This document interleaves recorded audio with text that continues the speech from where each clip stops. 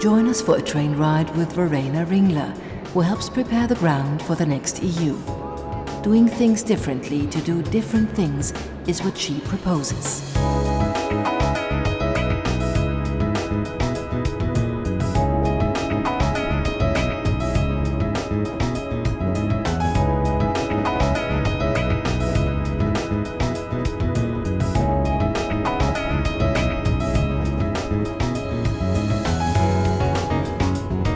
Recently, I worked with a group of CEOs wanting to support the European project. I asked them to sketch a SWOT Europe with me, where the S stands for strengths, the W for weaknesses, the O for opportunities, and the T for threats. Guess what? 4 out of 5 associations were negative. Bureaucracy, disunity, poor team play, lack of strategy on China, Russia, Africa.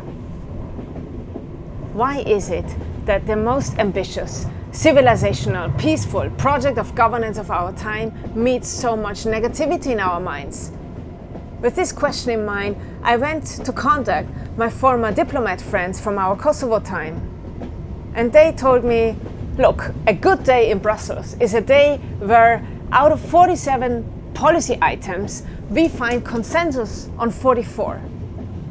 Problem is, the 3 items on which we haven't found consensus are what's in the news the next day. I went on to the journalists and I said, how can you ignore the 44 items on which we found consensus? And they say, cooperation doesn't make headlines. He or she who divides is more interesting than he or she who unites. I went on to consult a book, Jean Monnet, The First Statesman of Interdependence, by François Duchêne. Jean Monnet, the heir of a cognac enterprise in France, in the summer of 1945, in the shambles of World War II, decided to see European integration as an opportunity and the coal and steel industry as our strength. He set out to turn our engine of war in Europe into an engine of peace. He brought the French coal and steel makers in one room with the German arch enemies, coal and steel makers. They would speak and come together for another 5 years until in 1950 the Schuhman-Plan was presented, and that officially kicked off European integration. Hang on.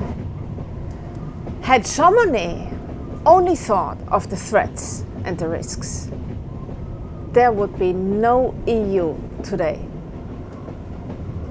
So finally, I went to ask the psychologists, how come we associate so many negative things with European unity? And they tell me, solutions thinking, opportunities management is not something that people do when they wake up in the morning. This has to be socially encouraged and individually practiced. It has to be trained, habitually trained, just like when you learn a new musical instrument or a new sport. So what we need is the morning routine of 500 million Europeans to think about the first and the third letter of SWOT Europe, the strengths and the opportunities. We need a SWOT Europe thinking.